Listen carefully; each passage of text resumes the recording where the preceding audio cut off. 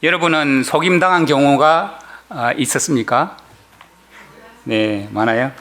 네, 믿음이 신실한 사람도 속임을 당할 수 있을까요? 네. 그러면 속았을 때 어떻게 해야 하는가? 그리고 속지 않으려면 우리는 어떻게 해야 한다고 성경이 말씀하고 있는지 오늘 이 말씀을 포인트로 한번 나눠보도록 하겠습니다. 고린도후서 2장 10절 11절 말씀을 제가 읽겠습니다. 너희는 무슨 일이든지 누구를 용서하면 나도 그리하고 내가 만일 용서한 일이 있으면 용서한 그것은 너희를 위하여 그리스도 앞에서 한 것이니 이는 우리로 사탄에게 속지 않게 하려 함이라. 우리는 그 계책을 알지 못하는 바가 아니로라. 네. 사도 바울은 그 앞에 있는 회개하고 있는 대적자들을 향해서 용서해야 될 이유를 지금 설명을 하고 있으면서 왜 용서해야 하는가를 설명합니다. 왜냐하면 용서하지 않으면 속게 되기 때문에, 사탄이 우리를 속이기 때문에 우리는 속지 않기 위해서 용서를 해야 한다. 그렇게 말씀을 하고 있는 것입니다. 사탄의 목적이 뭡니까? 사탄의 목적은 우리 기독교인들을 유혹해서 자신의 종으로 만드는 겁니다. 사탄은 세 가지 계략을 가지고 있는데요. 하나는 범죄한 자의 마음을 낙담케 해서 완전히 좌절에 빠져서 일어나지 못하게 하는 거고요. 또 한 가지는 피해자인 교인들의 마음에 복수심을 유발시켜서 그 범죄자를 용서하지 못하게 만들고, 또 한 가지 그렇게 해서 용서하라고 권면하는 이 사도 바울과 그리고 용서하지 않으려는 그 교인들 사이에 분란을 야기시켜서 교회를 파괴하려고 하는 이 세 가지 목적을 가지고 사탄은 가지고 있습니다. 그것을 사탄의 계략이라고 하죠. 사탄의 계략이라고 하는 이유는, 계략은 속임수를 써서 뭔가를 하는 거거든요. 그래서 사탄이 할 수 있는 것은 무엇이냐 하면 우리를 다른 방법으로는 못해요. 강제로 할 수 있는 방법이 없어요. 한 가지 방법은 속여서 자기 목적을 성취하는 겁니다. 그래서 사도 바울은 이 사탄의 목적을 성취하지 못하게 하기 위해서 그 사악한 계략을 막는 것, 미연에 막는 것이 자기의 사도로서의 직무라는 사실을 지금 인식하고 이 고린도 교인들에게 이 설명을 하는 겁니다. 그래서 그 괴계를 알지 못하는 바가 아니오라고 알려주고 있고요. 그리고 바울과 고린도 교인들은 이 이후에 그 괴계에 속임을 당하지 않았습니다. 그런데 2000년이 지난 지금 수많은 기독교인들이 이 대적에게 속고 있습니다. 사탄을 다른 말로 하면 마귀죠. 마귀는 헬라어로 디아볼로스입니다. 이 말은 중상자, 모략자, 비방자입니다. 이 뜻은 어떤 적의를 가지고 고소하는 것을 말해요. 그러니까 법적인 고소를 지금 말하고 있는 겁니다. 그것은 우리는 원하든 원치 않든 대우주의 소송 사건에 이 중상 모략자, 비방자를 대항해서 우리는 싸움을 하고 있는 거예요. 그래서 우리가 원치 않아도 법정 다툼에 서 있는 겁니다. 그래서 보면 성경에 나오는 그 위대한 인물들도 좀 속았는지 한번 잠시 살펴보도록 하겠습니다. 아브라함은 어떻게 했어요? 아브라함은 하나님께서 약속하신 그 약속을 자기가 어떻게 해보려고 하갈에 대한 자기 생각에 속아서 대를 이어보려고 하다가 속았습니다. 그 다음에 이삭은 어떻게 했습니까? 야곱에게 속았죠. 그래서 장자권을 차자에게 넘겨주었습니다. 그리고 야곱은 그 사랑하는 라헬을 위해서 레와와 그의 아버지 외삼촌에게 속아버렸어요. 그리고 또 위대한, 정말 흠없는 같은 그 여호수아는 정말 믿음의 사람이었어요. 갈렙과 함께 그 세대에서는 딱 단 2명만 가나안 땅으로 들어가도록 허락받은 유일한 믿음의 사람이었습니다. 그런데 이 사람도 기브온 족속, 그 가까이에 있는 기브온 족속이 멀리서 온 것처럼 속여서 마르고 곰팡이 난 빵을 가지고 왔을 때 거기에 속아 넘어갔습니다. 다윗도 마찬가지죠. 참모인 아히도벨에게 속았고, 솔로몬도 그 부강한 나라를, 하나님께서 부강하게 해주신 그 나라를 자기 지혜로 유지하기 위해서, 평화 조약을 맺기 위해서 자기 지혜를 가지고 후궁들에게 속아서 온 나라가 우상 숭배가 되도록 하게 되었습니다. 그러면 신약에 와서 사도들은 괜찮나? 사도 베드로는 정말 위대한 말을 했죠. 예수님 살아계실 때 주는 그리스도시요 살아계신 하나님의 아들이시니다 라고 고백을 했습니다. 그래서 예수님은 칭찬을 했습니다. 대답하여 이르시되 바요나 시몬아 네가 복이 있도다. 이를 내게 알게 한 이는 혈육이 아니요 하늘에 계신 내 아버지니라. 예, 이 베드로에게 하늘에 계신 아버지께서 너에게 깨닫게 해주셨다. 내 지혜로 나온 말이 아니야 라고 말씀을 해주셨는데, 불과 얼마 잠깐 있다가 예수님이 자신에게 임한 임박한 고난과 그 죽으심을 설명하니까 베드로가 그것을 극구 말렸어요. 그래서 예수님이 사탄아 내 뒤로 물러가라 라고 말씀하셨습니다. 하나님께서 계시를 해준 이 사람, 하나님께서 계시를 해주셔서 성령의 계시 때문에 감동을 받아서 말한 이 사람도, 고백한 사람도 바로 적시 또 사탄이 그를 이용할 수 있다는 사실, 이것을 말해주고 있는 것입니다. 그러면 이 베드로가 성령으로 충만해가지고 이제 오순절 이후에 성령 충만해서 그의 그림자가 지나가도 사람이 낫고 심지어는 죽었던 자도 살려줬잖아요. 그런데 또 이제 바나바라는 사람, 사도행전 11장 24절에 보면 나와 있습니다. 바나바는 선한 사람이요 성령과 믿음으로 충만한 사람이었다라고 기록하고 있습니다. 그런데 갈라디아서 2장 14절에 보니까 바나바와 베드로가 아주 정말 이방인들에게 복음을 전하기 위해 최적화된 바나바와 또 유대인들에게 복음을 전하는 이 대표적인 사람 두 사람이 이방인들과 함께, 이방인 그리스도인들과 함께 음식을 먹고 있다가 유대인 그리스도인들이 온다니까 뒤로 물러나가지고 은근슬쩍 아닌 척 했습니다. 그때 그것을 목격한 사람이 사도 바울이에요. 사도 바울이 그것을 보고 그들이 복음의 진리를 따라 바르게 행하지 아니함을 보고 모든 자 앞에서 강하게 책망을 했습니다. 네, 이 위대한 사람도 속았어요. 성령이 충만하고 믿음이 충만한 사람도 속았습니다. 그런데 속은 것이 문제가 아니라 속았을 때 어떻게 하느냐, 이것도 굉장히 중요한 부분이죠. 이 사람들은 이 사도, 아주 엄청난 후배인 이 사도 바울의 그 책망에 적시 겸허하게 그 잘못을 받아들이고 회개한 것입니다. 그래서 이 베드로와 바나바는 책망을 받을 때 겸허하게 받아들였다.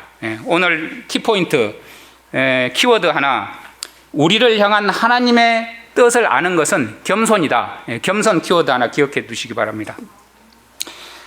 빌립보서 4장 9절에 너희는 내게 배우고 받고 듣고 본 바를 행하라. 그리하면 평강의 하나님이 너희와 함께 계시리라. 우리는 보고 배우고 받고 듣고 본 바를 행하는 것, 순종이 굉장히 중요합니다.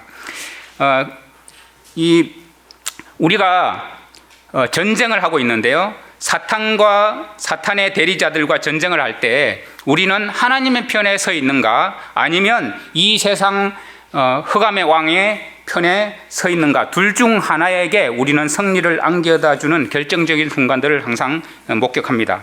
그래서 우리는 전투 중에 온전히 깨어서 열렬하게 정말 한눈 파지 않고 지혜를 구하면서 기도하지 않으면 주님의 군대가 승리할 뻔한 그 지점에서 사탄에게 결정적으로 승리하도록 해줘버리는 경향을 가지고 있습니다.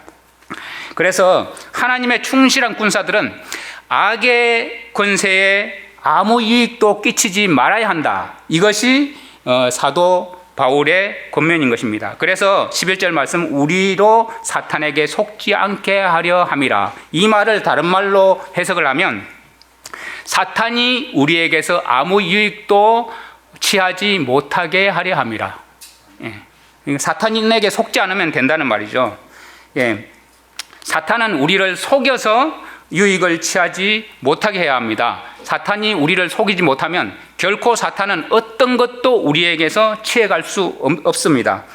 그래서 주의할 것은 우리는 항상 대항해야 할 보이지 않는 영적 전쟁 가운데 있다. 우리는 눈에 보이는 전쟁에 너무 몰두한 나머지 이 영적 전쟁을 잊어버리고 딴 길로 가고 있어요. 그래서 사실 우리가 보는 목격하는 그 악한 사람들은 흑암의 권세가 일하는 통로일 뿐 아니라 대리자의 역할을 하고 있다는 사실입니다.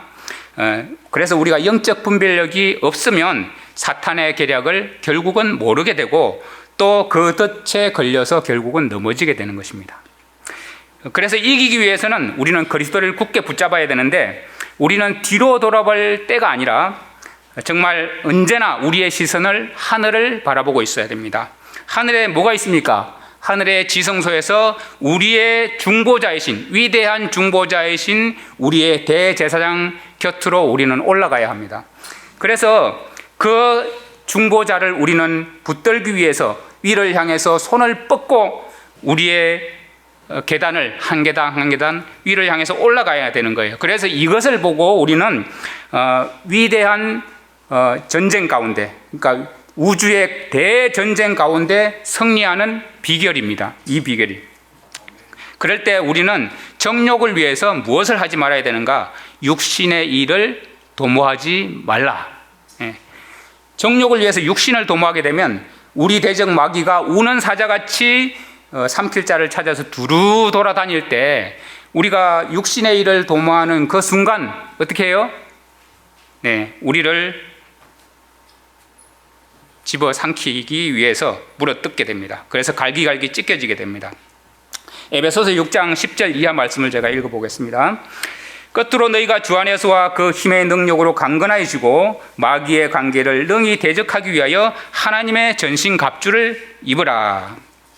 마귀의 관계를 능히 대적하기 위해서, 이 관계는 아까 말씀드렸듯이 우리를 속여 빼앗는 그런 목적을 하고 있는 거잖아요. 그래서 속여 빼앗는 것 외에는 방법이 없어요. 그 사실을 우리는 항상 기억해야 돼요. 그래서 하나님의 전신 갑주를 입어라.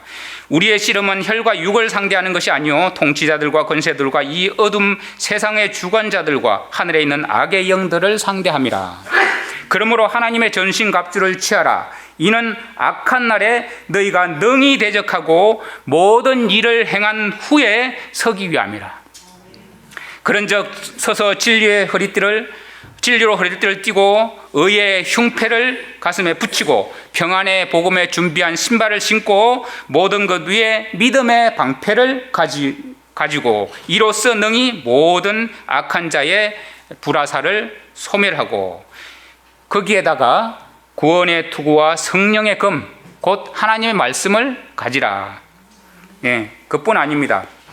거기에 또 갖춰야 될 것이 모든 기도와 간구를 하되 항상 성령 안에서 기도하고 이를 위하여 깨어 구하기를 항상 힘쓰며 여러 성도들을 위하여 구하라.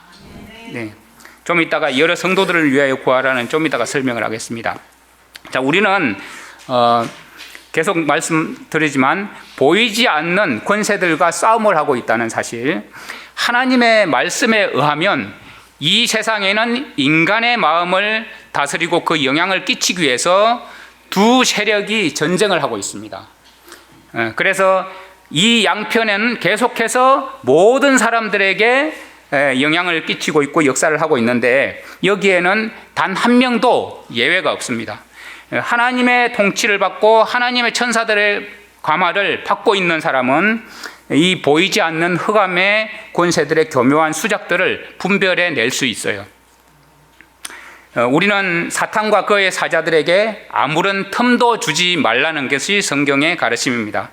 그런데 만일 우리가 계속 깨어서 경계하지 않으면 원수가 우리를 금방 정복해버려요.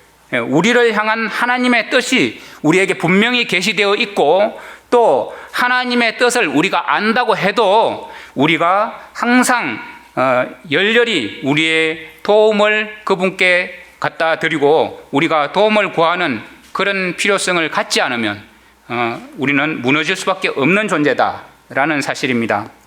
그래서 우리는 항상 응답되도록 부지런히 주님께 구해야 될 필요성이 있고, 왜냐하면 하나님은 사람을 도구로 사용해서 하나님의 뜻을 이루셔요. 그래서 우리는 하나님의 도구가 되기 위해서 바로 하나님께 모든 것을 구해야 되는 것입니다. 그래서 우리가 하늘의 이 천사들과 대리자들과 연합전선을 펴기 위해서 우리는 꼭 반드시 하나님의 뜻을 열심히 행해야 한다. 그런데 하나님은 모든 사람이 앞으로 다가올 큰 환난 날에 대비해서 완전한 무장을 하고 있고 서 있기를 원합니다. 이것은 이유가 정사와 권세를 대항한 전쟁을 우리는 하고 있기 때문이다. 고 말씀하는 겁니다. 이 사탄은 마귀들의 왕이잖아요. 사탄이 다스리는 악한 천사들도 있어요. 우리는 선한 천사들과 협력해서 싸우고 있지만 사탄은 악한 천사들을 동원해서 사탄의 명령을 이 악한 천사들이 수행을 하는데 무엇을 하는가? 악한 천사들도 전도를 해요.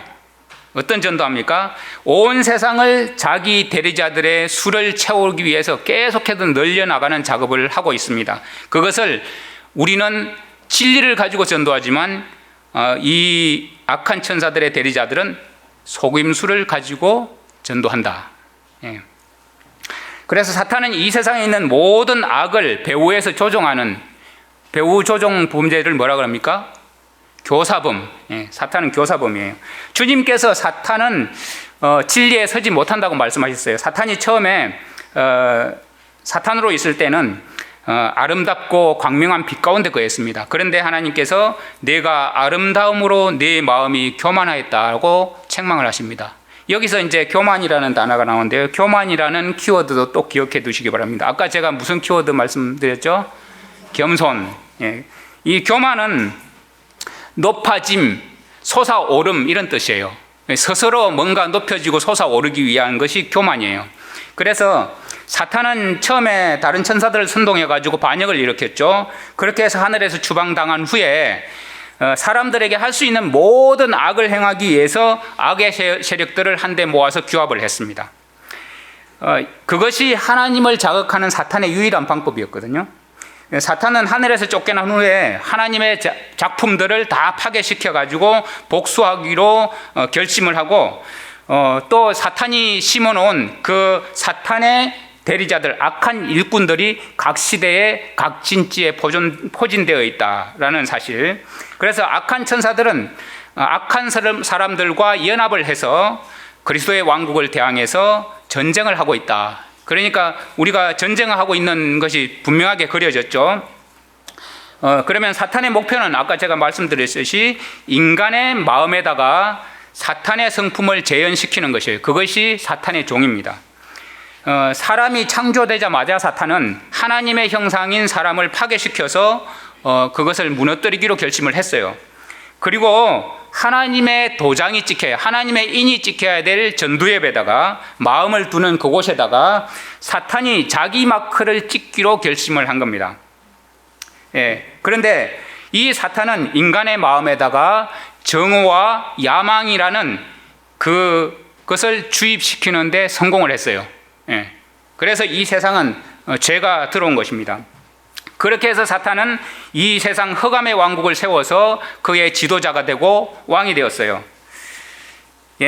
사탄이 하나님의 보좌를 탈취하기를 원했지만 실패한 후에 어둠 가운데서 부정과 속임수로 사람의 마음에 있는 하나님의 보좌를 빼앗아 온 것이 이 지구의 역사입니다. 사탄은 하나님과 사람 사이에 자기의 보좌를 세우고 하나님께 돌려드려야만 하는 그 경배를 자기가 가로채 갔어요. 사탄은 속이는 방법 외에는 결코 우리를 자기 편에 둘 수 없다. 아시죠? 그런데 하나님은 천사들을 동원하셨어요. 하나님은 모든 천사들을 구원을 상속할 사람들을 섬기라고 하나님께서 보내신 섬기는 영들이 아니냐고 말씀하고 계시죠. 히브리서 1장 14절에. 만일 우리에게 이 거룩한 천사들이 포진하고 있지 않았다면 아마 우리는 지금 어떤 상태에 빠졌을까 생각만 해도 끔찍하죠. 여러분, 우리의 싸움은 혈과 육에 대한 것이 아닙니다. 우리는 사람들의 반대를 항상 만나요. 하지만 그 배후에 누군가 있는 것입니다. 그 누군가가 누구죠? 계속해서 일하고 있는 이 악한 천사들과 함께하는 흑암의 권세자들의 왕, 그 자가 함께 있습니다. 우리는 항상 언제나 우리의 싸움은 정사와 권세와 이 어둠의 세상 주관자들과 싸우고 있는 것이라는 사실을 항상 깊이 생각해야 합니다.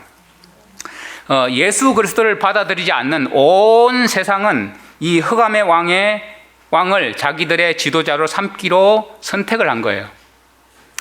그들이 이 사탄의 깃발 아래서 천사들과 연합전선을 펼쳐서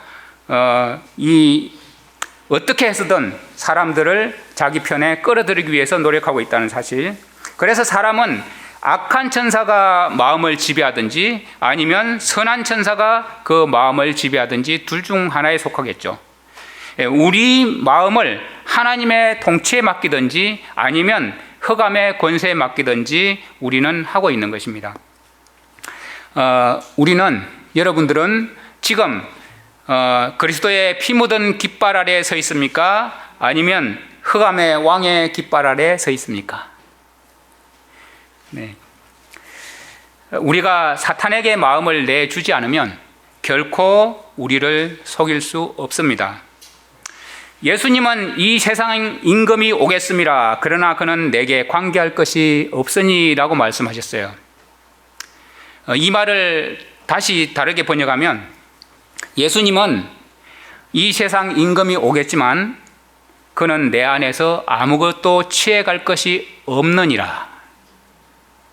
예수님이 왜 그렇게 말씀하셨을까요? 예수님의 마음은 오직 아버지의 뜻 가운데 있고 아버지만 바라보고 있어요.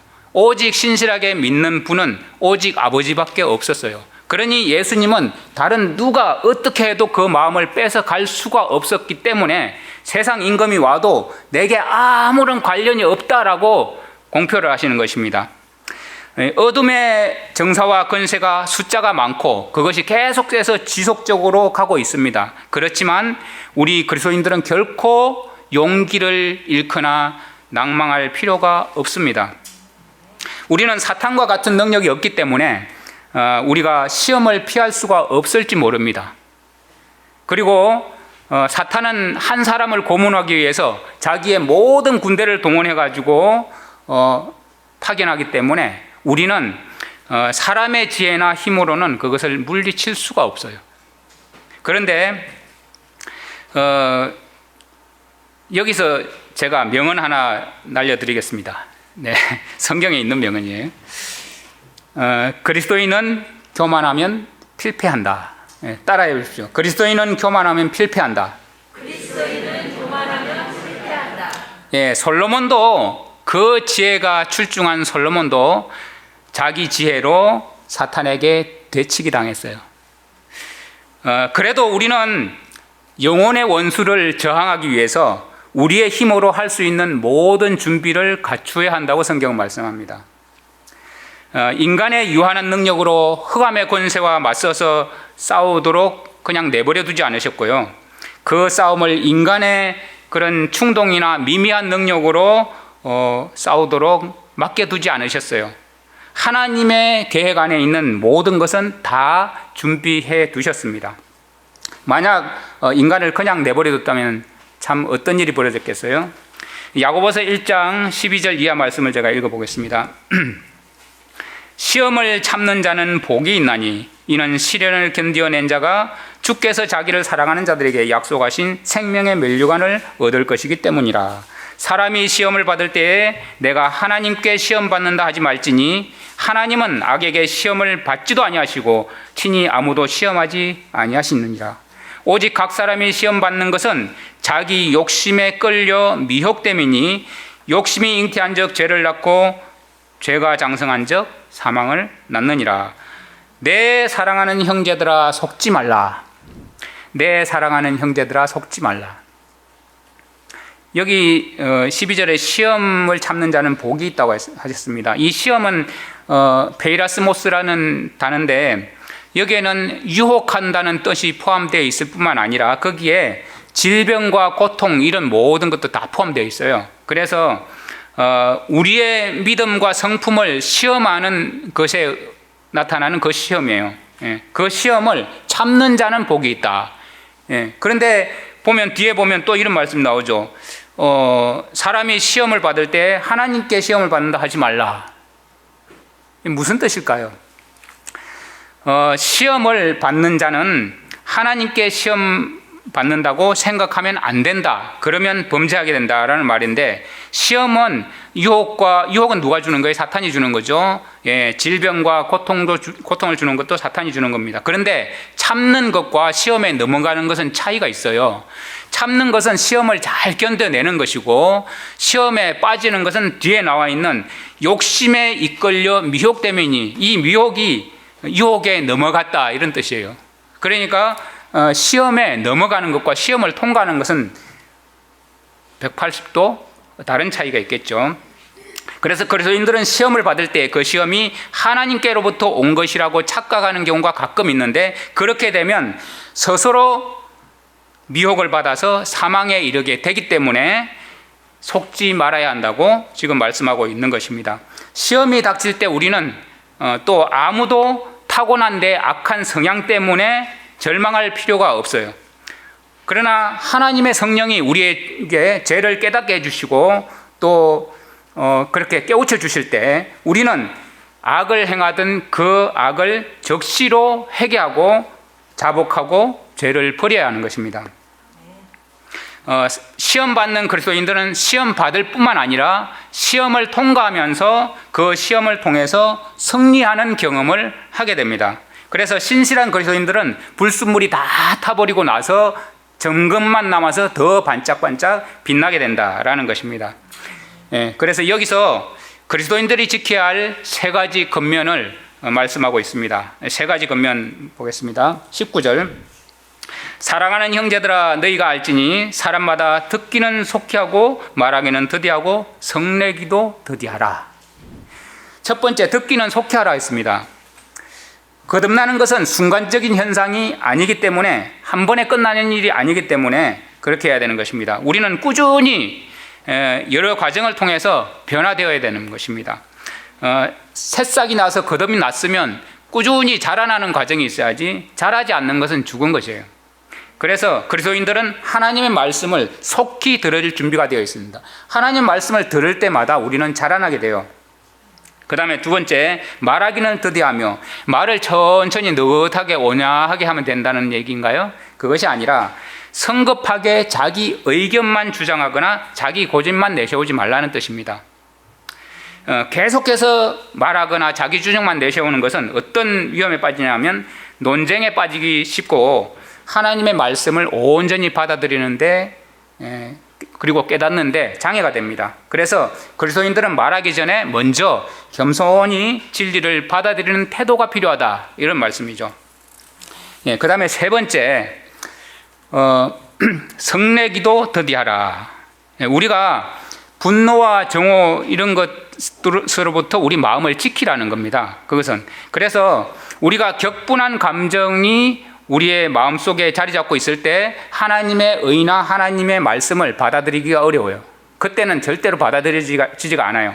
그래서 다음 구절에 보면 20절에 사람이 성내는 것이 하나님의 의를 이루지 못함이라.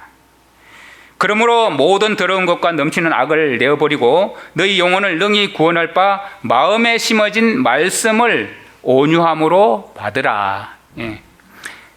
성내지 말고 우리는 모든 더러운 것과 넘치는 악을 내어버리고, 성내는 것은 우리의 마음에 뭔가를 가지고 있기 때문이잖아요. 그래서 그것을 버리라는 거예요. 그것은 모든 더러운 것, 넘치는 악이라고 표현을 했습니다. 그래서 너희는 말씀을 행하는 자가 되고 듣기만 하여 자신을 속이는 자가 되지 말라. 여기 속인다는 말이 나오죠. 자신을 속이는 자가 되지 말라. 누구든지 말씀을 듣고 행하지 아니하면 그는 거울로 자기 생긴 얼굴을 보는 사람 같아서 제 자신을 보고 가서 그 모습이 어땠는지 곧 잊어버리거니와. 네.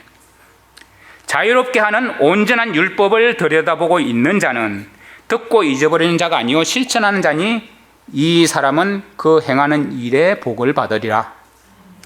누구든지 경건하다고 생각하며 자기 혀를 제갈 물리지 아니하고 자기 마음을 속이면 이 사람의 경건은 헛것이라.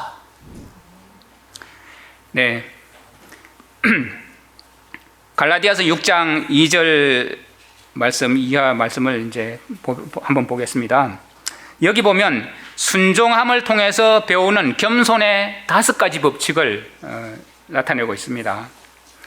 우리가 순종함을 통해서 겸손을 배우는데 그 5가지 법칙을 한번 생각해 보시기 바랍니다. 6장 2절에 너희가 짐을 서로지라 그리하여 그리스도의 법을 성취하라. 예. 여기 보면 그리스도의 법을 성취하라 그랬죠. 그리스도의 법이 뭡니까? 그리스도의 성육신의 생애를 통해서 그 예수님의 그 삶의 동기를 부여하신 그 법 혹은 그 원리, 그것은 다른 사람의 짐을 지는 것이었어요. 예수님은 이 땅에 오실 때 이 인류의 큰 짐을 지시기 위해서 이 땅에 오셨다라고 이사야서 53장에 예수님에 대해서 기록해 놓고 있습니다. 그래서 예수님의 지상 생애에서 주님이 제자들에게 주신 유일한 공식 계명이 있어요. 그 두 단어인데 뭘까요? 네, 두 단어. 두 낱말 말고 서로 사랑하라. 네, 서로 사랑하라.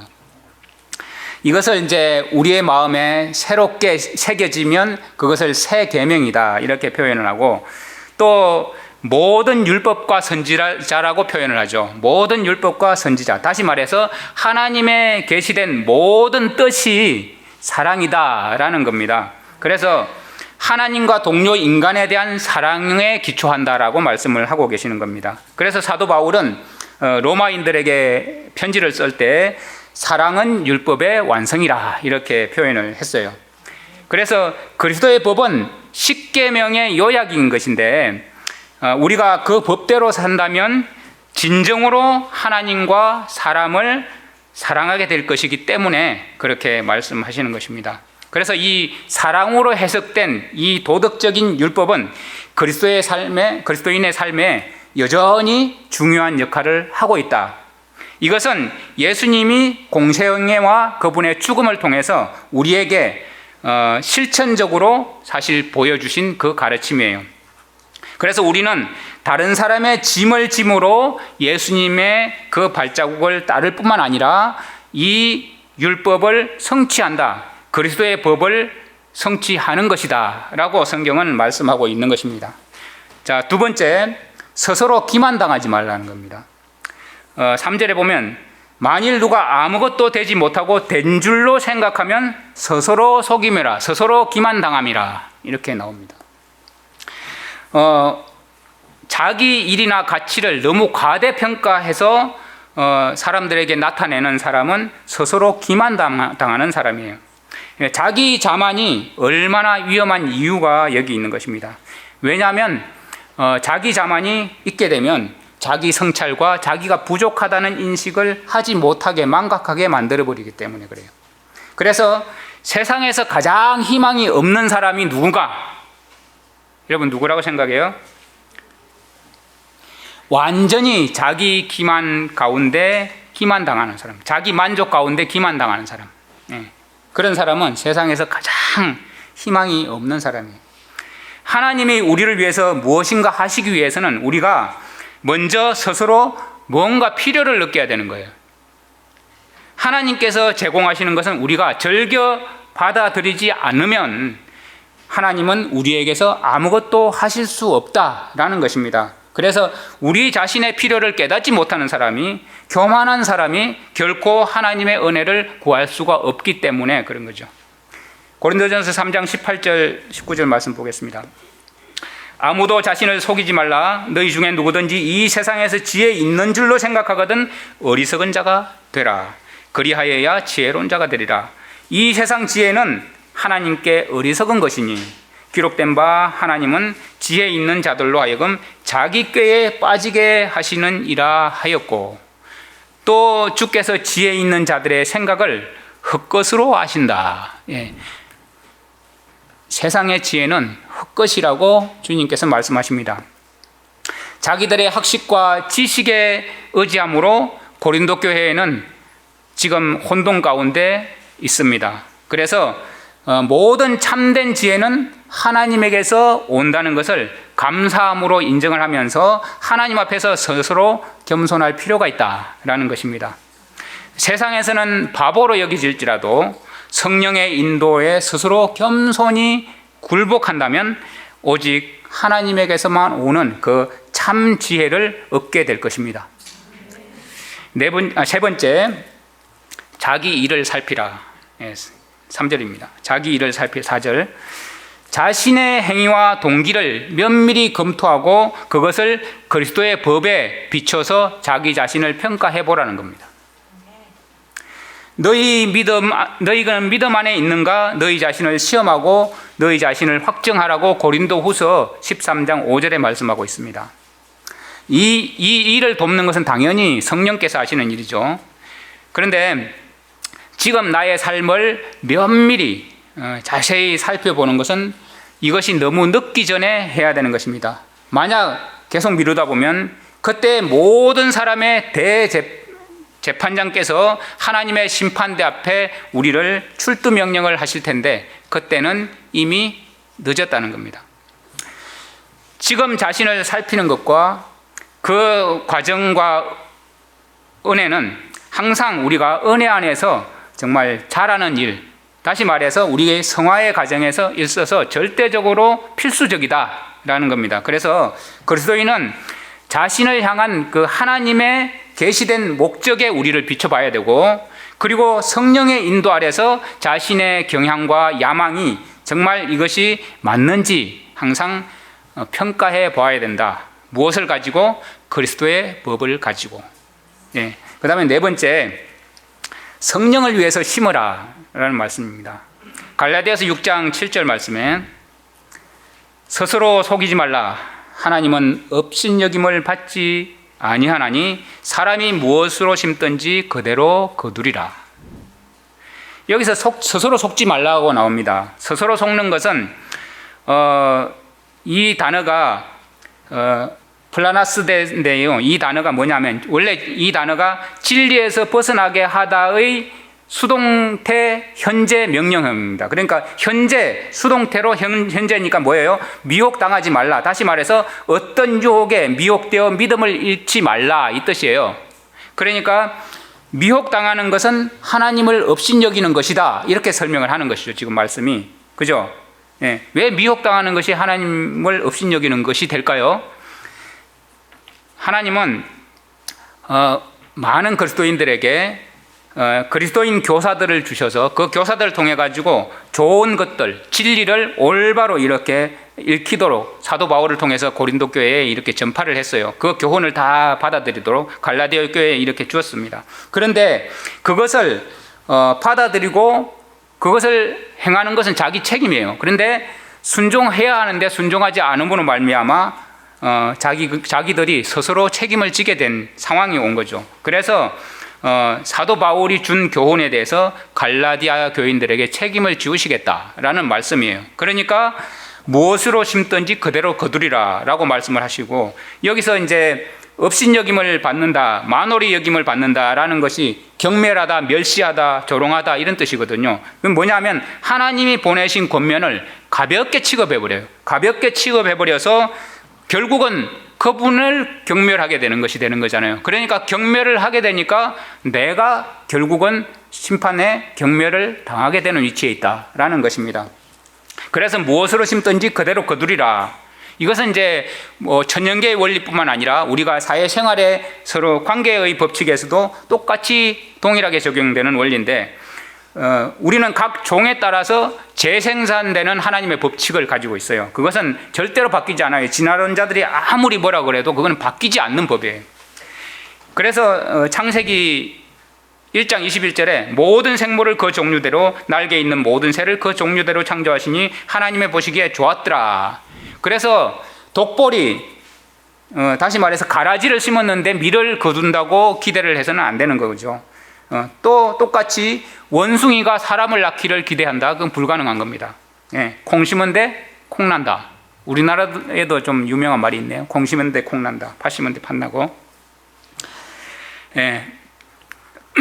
그래서 우리는 사람들이 복음을 듣고 그것을 어떻게 실생활에 실천하느냐가 우리의 미래의 심판대 앞에 어떤 결과를 우리가 거둘 것이냐라고 알 수 있는 밀접한 관계가 있는 것입니다. 그래서 이것을 인간의 자유의지다. 우리는 이렇게 이해를 하고 있죠. 8절에 보면 자기 육체를 위해 심는 사람은 육체로부터 썩어질 것을 거두고 성령을 위해 심는 사람은 성령으로부터 영생을 거둘 것이라고 말씀하고 있습니다. 성령을 위해서 심는다는 것이 뭘까요? 자기 삶을 성령께 맡기고 성령의 열매를 거두기 위해서 성령의 인도함대로 우리를 따라 사는 것을 의미하죠. 그래서 이러한 삶은 인간의 우리의 내면 속에 역사하시는 그 성령을 온전히 받아들이고 의존할 때 영생을 얻게 된다라고 말씀을 하신 겁니다. 마지막으로 5번째, 그리스도의 학교에서 익숙해질 때까지 배워라라는 겁니다. 갈라디아서 6장 9절 10절 보면 우리가 선을 행하되 낙심하지 말지니 포기하지 아니하면 때가 이름에 거두리라. 그러므로 우리는 기회 있는 대로 모든 이에게 착한 일을 선한 일을 하되 더욱 믿음의 가정들에게 할지니라. 포기하지 말고 선을 행한데 특히나 누구에게?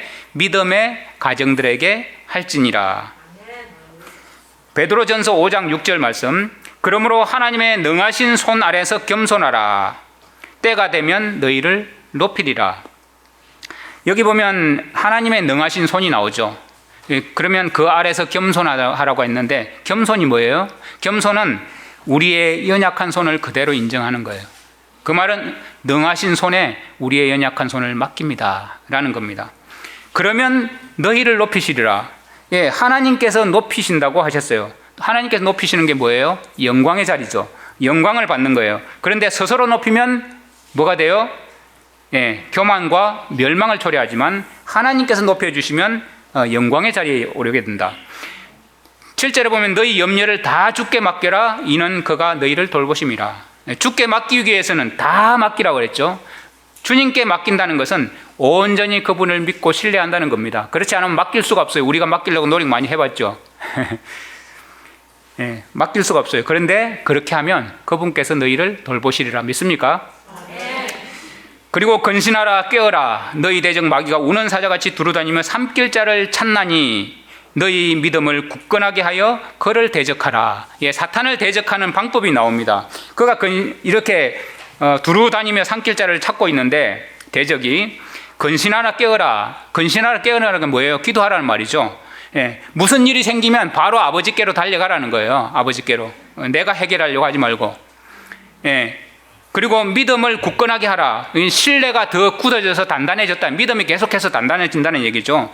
그렇게 하는 것이 곧 대적하는 것이다. 우리가 자꾸 사탄에게 대적하려고 뭔가 방법을 고안하지 말고 하는 방법 뭐예요? 주님께로 피하라. 그것이 방법이에요. 이는 이유를 설명합니다. 세상에 있는 너희 형제들도 동일한 고난을 당하는 줄 알미라. 세상에 있는 누구도요? 너희 형제들. 세상에 있는 너희 형제들도 동일한 고난을 당한다. 나 혼자만 아니고. 그 다음에 아까 읽었던 에베소서 6장 18절 말씀을 다시 읽으면 모든 기도와 간구를 하되 항상 성령 안에서 기도하고 이를 위하여 깨어 구하기를 항상 힘쓰며 여러 성도들을 위하여 구하라. 누구를 구하라고요? 여러 성도들을 위해서. 자, 그러면 여기 보면 믿음의 가정들, 형제들이죠. 그 다음에 세상에 있는 너희 형제들도 동일한 고난을 당한다고 말씀하셨습니다. 그래서 세상에 있는 형제들도 하나님의 전능하신 손에 우리 염려를 다 맡기고 근신하여 깨어서 주님께 가까이 감으로 믿음이 굳어져 왔다. 그들도 고난 당하고 있다. 이렇게 설명하고 있고, 우리도 기도와 간구를 하되 항상 성령 안에서 기도를 힘쓰는데 특히나 깨어 구하기를 항상 힘쓰되 여러 성도들을 위해서, 너희 자신을 위해서, 여러 성도들을 위해서. 자, 여기 보면 이제 중보와 돕는 것이 나옵니다. 우리는 삶은 중보와 돕는 것이 있어요. 그래서 이것을 다른 말로 표현하면 내자, 다른 말로 표현하면 뭐예요? 서로 사랑. 예. 이것이 예수님의 계명이었습니다. 그래서 이 서로 사랑하는 모습을 믿음의 연합전선이라 제가 부르겠습니다. 믿음의 연합전선. 아까 사탄의 연합전선이 있었죠. 우리도 믿음의 연합전선이 있습니다. 이걸 다른 말로 하면 부대 이름으로 겸손부대라고 부르겠습니다. 겸손부대. 자, 이 겸손부대에는 순종의 대장이신, 겸손으로 똘똘 뭉치신 예수님이 대장이세요. 그리고 그 휘하에 선한 천사들이 쭉 포진하고 있어요. 항상 우리 주변에 있습니다. 우리는 그것을 잊고 살지만 한 번도 우리 주변에 없었던 적이 없어요. 이 선한 천사들을 공군과 해군으로 비교하겠습니다. 그 다음에 성도들이 있죠. 성도들은 다시 말해서 지상군입니다. 지상군. 그러면 대장께서 명령하시고 천사들이 다 모든 것을 수행합니다. 그리고 지상군이 하는 일은 뭐예요? 가서 깃발 꽂는 거예요. 뭐 싸움 많이 하는 게 아니고, 가서 깃발을 꽂아요. 그래서 그리스도의 깃발 아래 전열을 갖춘 이 모습이 지금 오늘 설교에서 나왔습니다. 그래서 마지막 말씀 한번 보겠습니다. 야고보서 4장 6절 말씀. 그러나 더욱 큰 은혜를 주시나니 그러므로 일러서되 하나님이 교만한 자를 물리치시고 겸손한 자에게 은혜를 주신다 하였느니라. 그런즉 너희는 하나님께 복종할지어다. 마귀를 대적하라. 그러면 너희를 피하리라. 하나님을 가까이 하라. 그리하면 너희를 가까이 하시리라. 죄인들아 손을 깨끗이 하라. 두 마음을 품은 자들아 마음을 성결하게 하라. 이렇게 말씀하셨습니다. 더욱 큰 은혜를 주신다고 약속하셨죠. 네, 하나님이 교만한 자를 물리치신다. 아까 교만한 자가 뭐라고 그랬어요? 어떤 자? 스스로 높여지는 자. 여기서 교만한 자를 다른 말로 번역하면 거만한 자, 자기 자랑하는 자입니다. 그런데 뒤에 이 교만한 자는 물리치시고 겸손한 자에게 은혜를 주시는데 더욱 큰 은혜를 주신다고 하셨어요.